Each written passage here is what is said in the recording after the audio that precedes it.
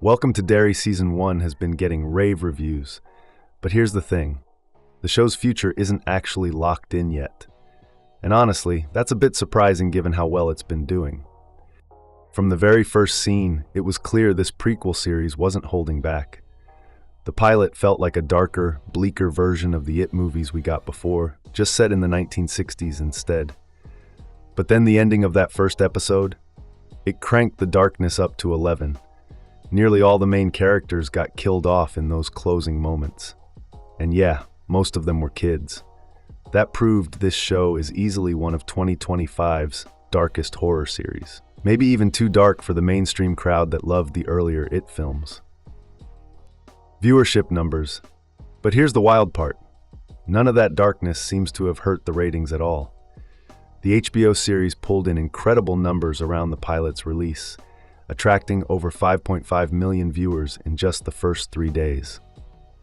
All those Stephen King references made it a must-watch for fans, but it's clearly resonating with mainstream audiences too. Renewal status.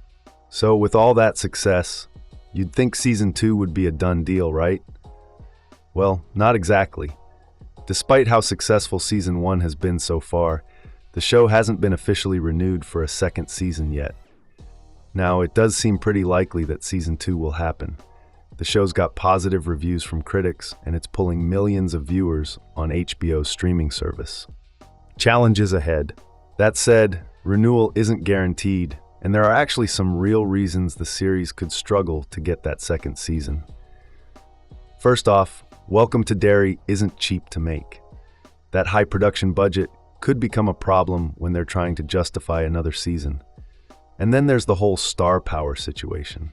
The show doesn't really have big-name celebrities attached.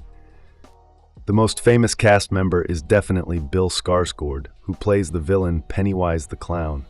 Pennywise is an iconic horror villain, but because of his shape-shifting nature, he only shows up once in the show's first 5 episodes. Plus, here's another wrinkle. The show's 3-season plan means that none of Season 1's other stars could return, even if their characters somehow survive. The creator's vision. According to Entertainment Weekly, the creators of Welcome to Derry have a plan for at least 3 seasons. But here's where it gets interesting. These 3 seasons won't happen consecutively. Instead, they're planning to run backward in chronological order. Each season would skip back a generation, which means recurring characters would need to be played by completely new, younger actors. Executive producer Brad Caleb Kane explained the reasoning behind this approach.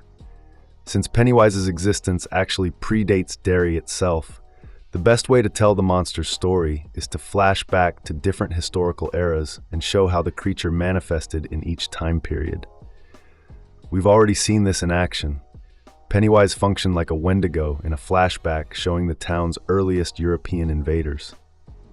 Season 2 story details. So if we get Seasons 2 and 3, they'd focus on 1935 and 1908 respectively, digging deeper and deeper into Derry's twisted history. Just like the 2017 It movie was set in the 1980s, and Season 1 of Welcome to Derry is set in the early 60s, Season 2 would take us back to 1935, and Season 3 would go all the way back to 1908.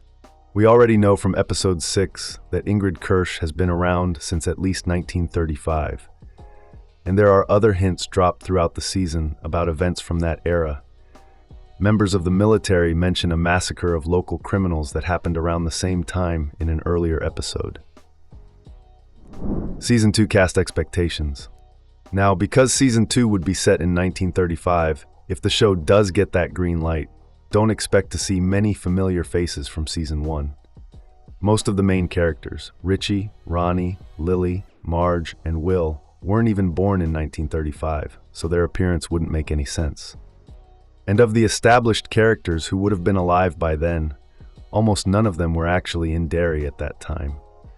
Will's father, Leroy, only moved to Derry with his wife Charlotte in the pilot episode, and his doomed friend Polly had never been to the town before either. That said, we could potentially see a young version of Hank Grogan from Welcome to Derry. Similarly, A younger Ingrid Kirsch could show up in Season 2 if it's set in 1935, and Kimberly Guerrero's character Rose could return too, since she's been living in Derry since before 1935. But even these characters would need to be recast with new, younger actors because of the time jump. The one exception. So bottom line, if Welcome to Derry Season 2 gets made and it's set in 1935, you shouldn't expect any of Season 1's cast members to come back. But there is one major exception to that rule. Pennywise will likely always be played by Bill Skarsgård in every era, no matter how far back they go. What do you think about this approach? Would you want to see the show jump back to different time periods, or would you prefer a more traditional continuation?